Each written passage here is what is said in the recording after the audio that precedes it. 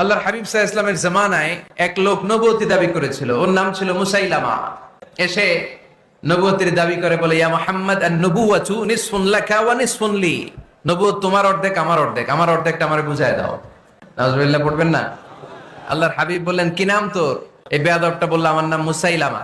আল্লাহর হাবিব বললেন, আজ থেকে তুই শুধু মুসাইলামা নয়, আজ থেকে তুই মুসাইলামাতুল কাযযাব, মিথ্যাবাদী ভণ্ড মুসাইলামা। ঠিক কি না? এই বেয়াদবটা বিশ্বনবীকে কপি করত। আমার নবী যেমন যেমন করতেন ও তেমন তেমন করত।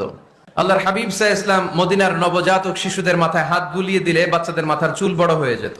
এই বেয়াদবটাও কপি করে, অনুকরণ করে তার এলাকায় নবজাতক বাচ্চাদের মাথায় হাত বুলিয়ে দিত। কিন্তু চুল বড় হওয়া তো দূরের কথা, যেই বাচ্চার মাথার তালুর মধ্যে এই বেয়াদবের হাত লাগছে, ওই বাচ্চাগুলোর মাথা আজীবন ছিল টাক মাথা, কোনো চুলই গজায় নাই।